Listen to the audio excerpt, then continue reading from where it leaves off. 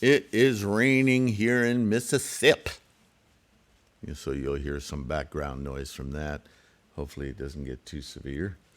Namo Myoho Renge Kyo, Namo Myoho Renge Kyo, Namo Myoho Renge Kyo. Thank you for being here, my good friends. Today we're going to start talking about the Nidana. And maybe we'll get through it in one video. That would be wonderful. Nidana. It's an early teaching, an early Buddhist teaching. That doesn't mean it's irrelevant. It just means that in those early days, there was a lot of dissecting of concepts, right? Preparing our Samsaric minds to understand the profundity of what it is that we're challenging, right? These early years, we're talking 27 centuries ago, people were accustomed to being told what to do. First off, this is India, right? So a caste system. This is what you can be in your life. You can never be anything else. For them, the idea of karma was something that was imposed upon them, not something they had anything to do with, other than it caged them in. This is what you can do. Right? They had meetings with Brahmins that would come to their home and tell everyone in the family, this is what your life's going to be. Yeah. A lot of people would like to do that today. Right? Authoritarians love that idea. And then Shakyamuni comes along and turns that completely on its head. Says, oh, no. Karma is what you make of it. Well, what? Oh, yeah. You can engage with your life and you can alter it. You can influence it. You don't go in and turn a key, press a few buttons, and you're a different person. No, it's not magic. But the point is, your life, moment to moment, is interacting with this thing called karma. Therefore, you can modify its direction. You can influence it. And in the process, you're going to experience in the moment the totality of how this thing works, what life actually is, not some life sentence that's been put upon you. You're in it. You're engaged with it. Wow. Yeah, a lot of people didn't like that, right? Because it challenged their power. So the Nidana is one stream of teaching where Shakyamuni was exploring, how do you think you come about? How do you think you have eyesight? How do you think you have human, trees, planets? Where does all this stuff come from? You ever ask yourself that? Oh, gee, no, we just thought that was, the cage we're put in. So the Nidana really investigates the nature of being, quote unquote. What is it to be? Right? People hadn't really considered that. Right? Modern questions, who am I? Why am I here? They didn't think that way. They were told why they were here and who they were. Okay. Guess that's what I'll do. Yeah, think about that. It's wild if you really consider it. All right, so Nidana, a noun. I've got 6 key expressions around the Nidana that'll help give us maybe a bit of a framework for it. A dissection of the engine of life in 12 distinct stages, building momentum and form in succession. It's kind of a quick recap, right? Doesn't tell us a whole lot, but if we know what the engine of life is, we've already studied that. If you see the Nidana as kind of a dissection of what that means, we've already learned what it is in the engine of life, but this is an early attempt at, with words, describing this process, right? And it divides it into 12 distinct stages, right? We hear the 12-length causal chain. Well, same thing. Nidana, 12-link causal chain, same thing. Second, the process of formations. Oh, that's useful. I understand what formations are. We talk about it all the time. Nidana is about that process. Kind of looks at it in stages, 12 to be exact. Interesting. I wonder what the Nidana has to say. This, by the way, I'll remind you, is a reminder that Shakyamuni never deviated in what he was teaching. He was just taking it step by step, right? Teaching the alphabet is a prerequisite of learning words and then reading and writing. It's just, right? If you know how to write and you know grammatical correctness and all of that, it doesn't serve us well to relearn the alphabet, but we use it all the time. So Nidana is like that. You can study and you may get particular insights from this study that will help you, aid you in your practice of, right, the formations, the engine of life. So we don't begrudge the alphabet because it's an early teaching. It might be useful to reinvestigate. So here we go. Third, creation or establishing of karma, right? We're restating the same thing now. Because if you understand formations, the engine of life, you understand karma is this manifesting of potential, yeah? Constantly. Albeit parameterized by tendencies and conditions. Ta-da! Fourth, an early teaching of Shakyamuni intended to illustrate the influences and expressions of energy in momentum that we experience as life. Restating the same things, right? And then 5 and 6 are basically how you might encounter the Nidana in different form as either dependent origination, seen that in the scholarship, or conditioned genesis. I've used those terms as well. Sometimes those terms wrap other concepts in with the Nidana. I've done some comparatives of the 9 consciousnesses in the conditioned genesis with the Nidana. Right? But we're all talking about the same thing. So here we go. An early conception of the manifest process of formations and karma from quiescent energy. Okay. Basically saying the same thing again. Translators of the early teachings of Buddhism referred to these in various ways, including conditioned genesis or dependent origination. This would eventually lead to the teachings of the Mahayana and of the engine of life and the 3,000 realms in a single thought moment of life contained in the Lotus Sutra teaching. So you can draw a straight line from early teachings around the Nidana, of the Nidana, the scholarship built around it, right? Vasubandhu's analysis of the Nidana brought him to investigation of the skandhas, right? Our mental perceptions and how they were derived from the process of life, right? Eventually we get to 3,000 realms in a single thought moment. It's the same teaching, it's just either more precise or more encapsulated.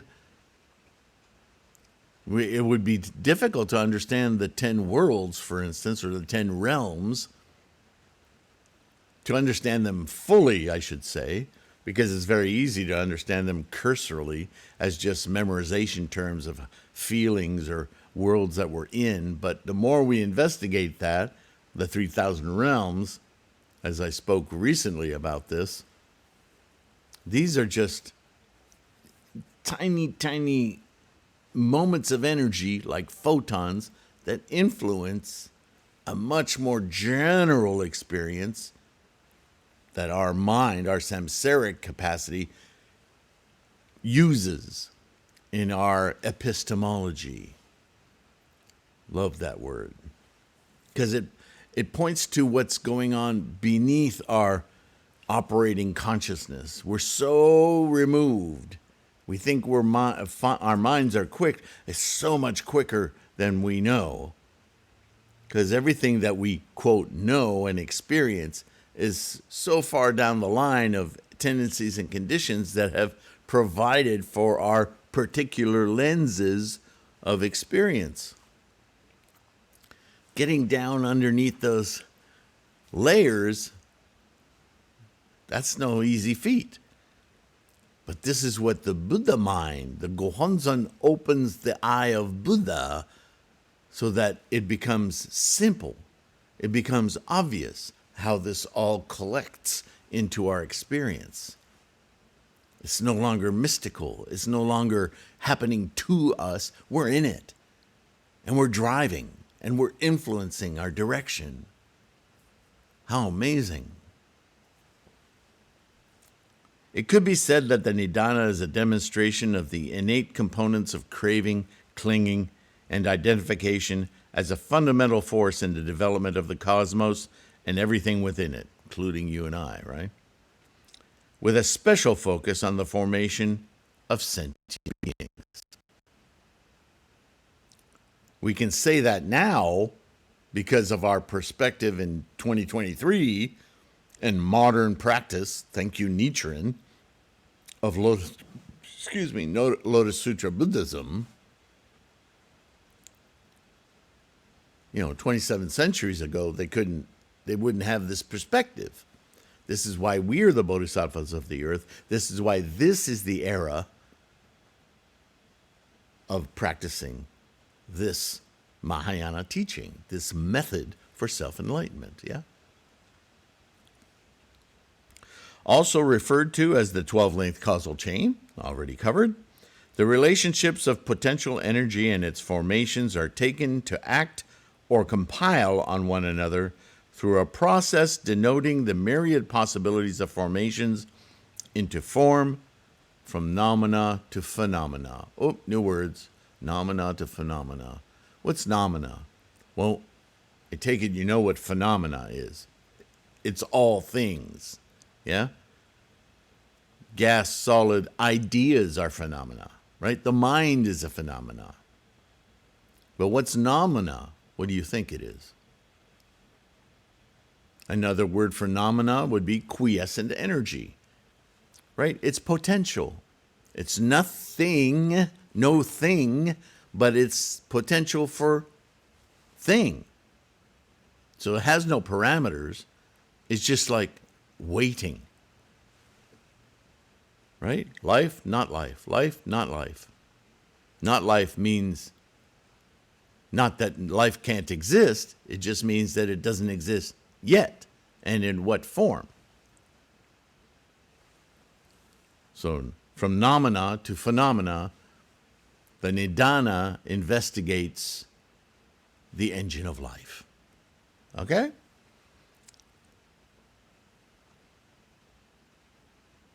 As a Buddhist teaching, the focus of the Nidana is the development of sentient or living beings. Because that's the subject at hand. That's what we're doing.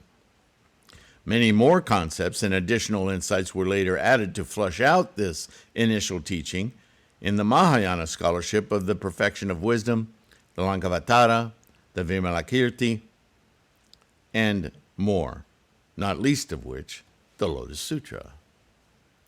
What follows derives from early translations of Pali texts regarding the nature of each of the 12 Nidana. And this is where I may have to, I'll have to do a part 2. There's so much here.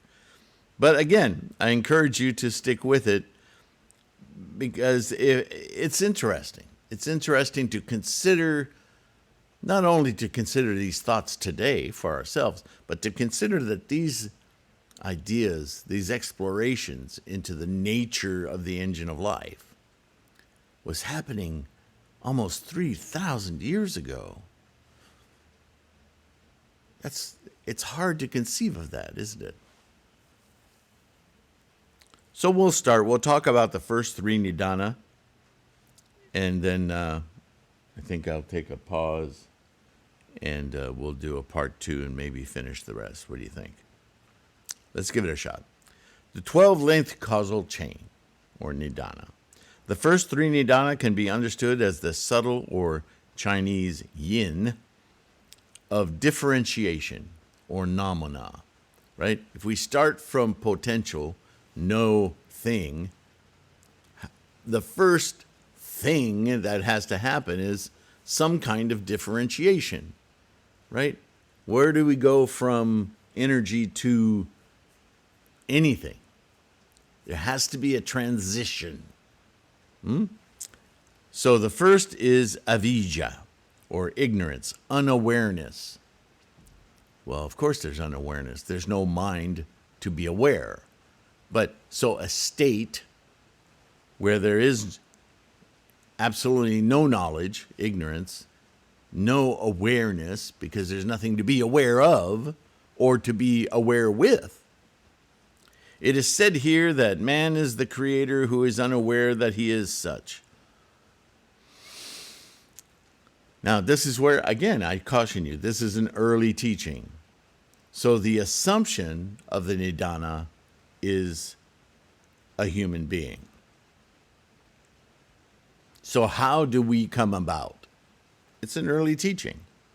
You and I, we talk about atoms, electrons, and quarks, and how mass and matter itself comes into existence. Science is talking about this with quantum fluctuations and trying to answer the riddles of quantum gravity and how things come in and out of existence faster than the speed of light until in some precious angstrom of a moment something actually manifests, yeah?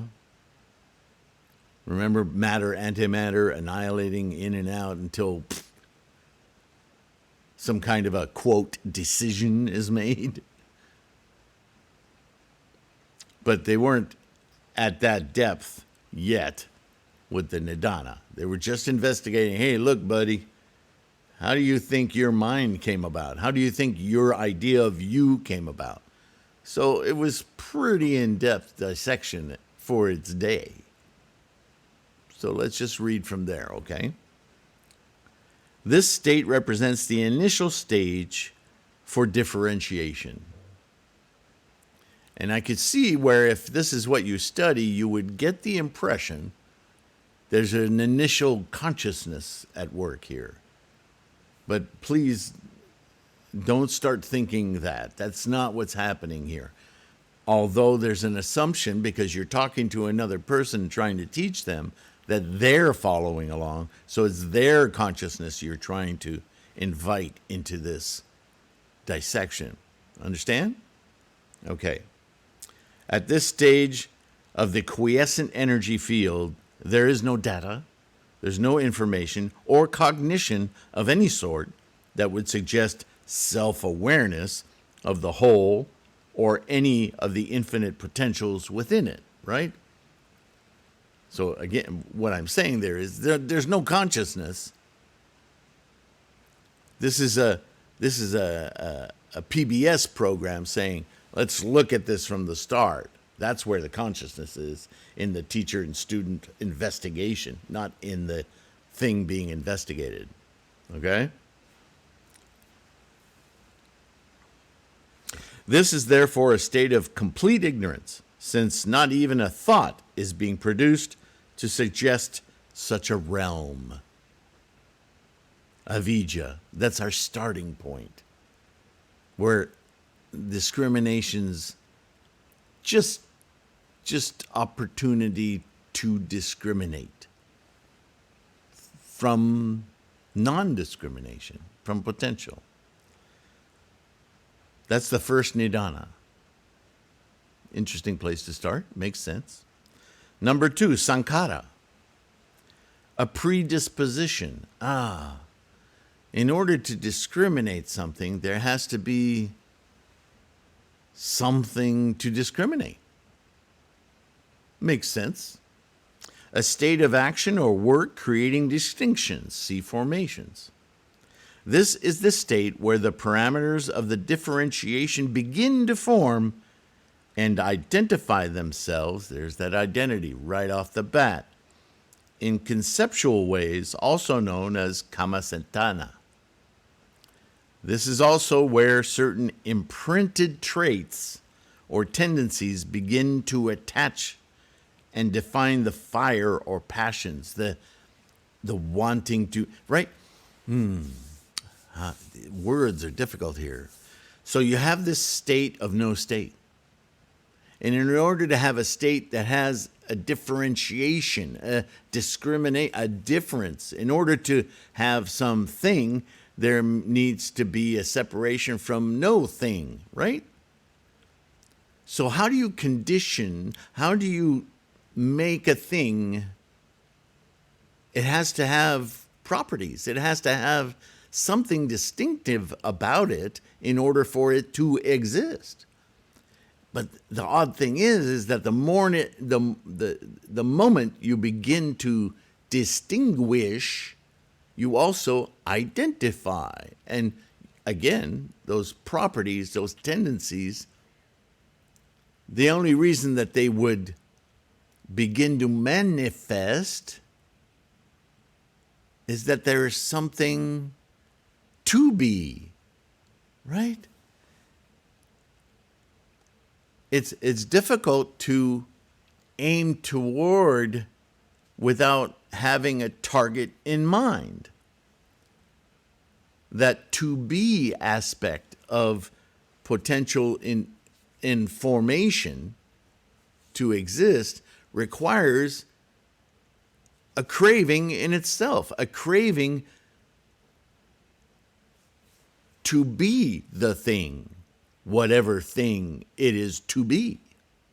So that, and I've talked about this before, this earthly desires, this idea of craving, it's the very process of life. This is why it's so difficult to overcome. It's built in.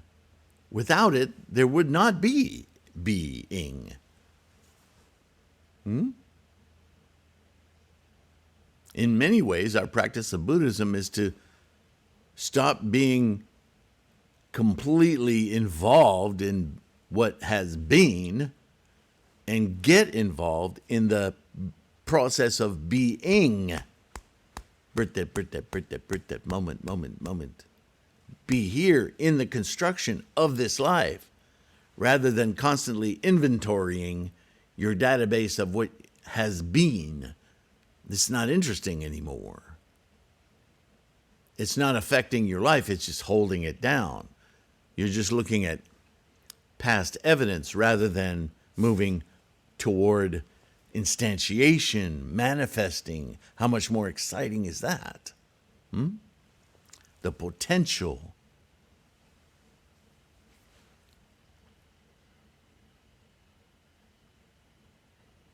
It's made of desire and aversions, things we don't want to be,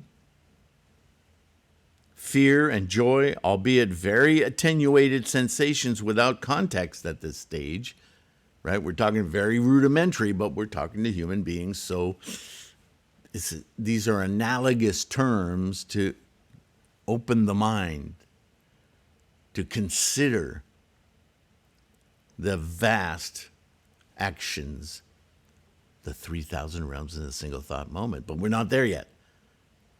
But it's hinted at here, right? This is also the initial stage of what we might call Ichin and Sanzen. I got ahead of myself. There it is.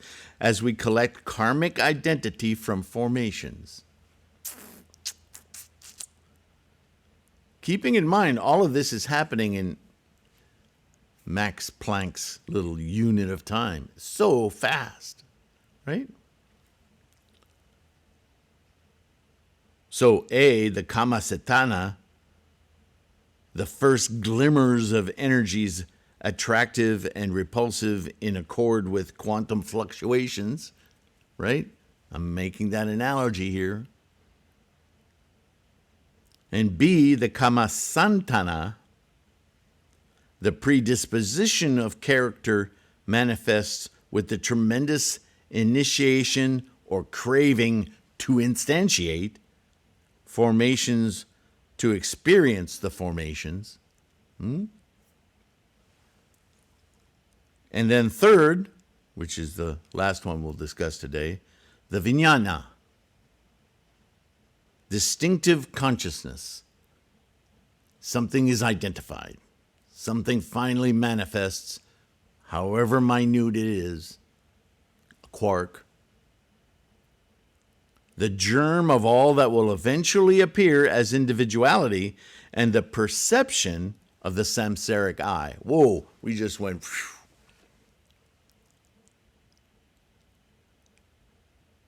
The germ that will eventually take us to the vast complexity of an emergent mind that identifies this and our environment as a self, begins at that very, very fundamental moment of energy, defining itself as the tiniest component of everything that will come after it. It's not there yet, but this is where it begins. This is the dual beginning of the subtle collection of energies of initial cravings that return to the vast quiescent quantum gravitational field of energy, quiescence, and also the point at which tendencies are forming to be influenced yet by conditions to create again more tendencies, and so on. This chain reaction. Because the moment you have a quark, what are we going to do with this? Let's make a different quark. Let's make another quark. Let's make a proton. Let's make a, right? Not let's. Again, that's an anthropomorphism. We're putting our living consciousness to this process, but it's not there yet. It's the formations leading to. And it's fascinating to consider how this just like crystal structures, right? Or fractals, it just multiplies so quickly.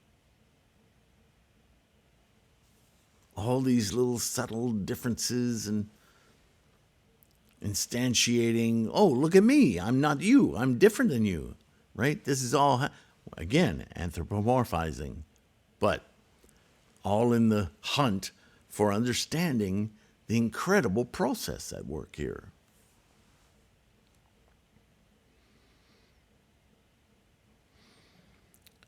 From the fourth Nidana, we enter the polarized reality of yin and yang. Hasn't happened yet.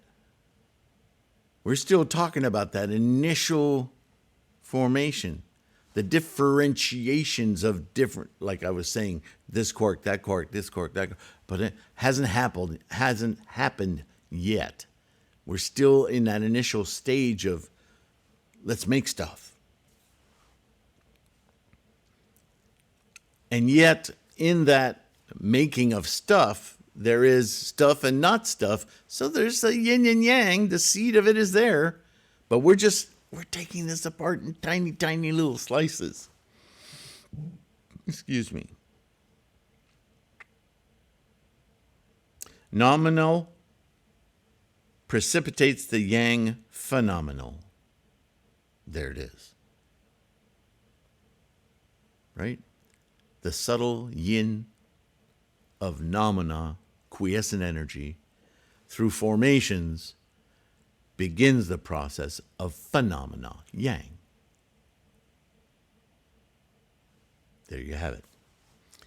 This can also be related, although only in the abstract, to the samsaric germination stage of pregnancy, which was used as an example in those days. A successful pregnancy results from the conditions of the first four Nidana to seek manifestation as one of the three entities at germination of the samsaric eye, that of the female, the mother, the male, the father, and the new entity to be born, the third entity. At this point, not so much more than an idea with the intention of being, it takes three to make baby. And in the next video, we'll start with the fourth Nidana, Namarupa, where differentiation is taking place. Fascinating, isn't it? Well, I'll leave you to stew on that. And in part 2, yeah, that's half an hour. In part 2, we'll begin with the 4th Nidana. Remember, there are 12, so we may have a part 3. Anyway, we'll see. I found this fascinating when I was studying it. Hopefully, you can make use of it too, or you don't have to. If you don't feel you need to dig into these older teachings, as long as your practice is strong and you know absolutely that you are invoking your Buddha-ness, Namo Myo Renge Kyo for you, my friend. Go forth. But when you have those days when you think, man, is anything happening here? Life sucks right now, right? We have those moments, and it makes us doubt. Sometimes reading something like this reminds us, man, there's some deep thinking going on here. Wow, that means something to me right now in this moment. I'm so glad I read this. Now I can go back to my Buddha-dan and with conviction, put this to work. No doubt. Namo Myo Renge Kyo. Thank you so much for participating. Thank you for liking and subscribing. Please take a few seconds to do that. If you find these kind of things helpful, remember this book in its entirety is available as an ebook through threefoldlotus.com on the ebook page. It's not available as a print book yet on Lulu, but it is available as an ebook if you go directly to lulu.com/spotlight/Kwoon, our bookstore. Those of you who are contributing monthly or even one time through PayPal or through Patreon, where all these videos exist as well, thank you. Thank you so much, Bodhisattvas that you are. And don't forget, there's a lot of free information on threefoldlotus.com, the core study materials page, like 60, 70, I think there's maybe 100 questions that are on little green buttons there that everybody asks as they practice. So there's documents you can download or read online for free. There are links there, as well as the ebooks page. What else? The free podcasts, the Buddhahood podcast, you can get wherever you get your podcast, most places anyway. What else? The mandala store. Anything you can do to help your practice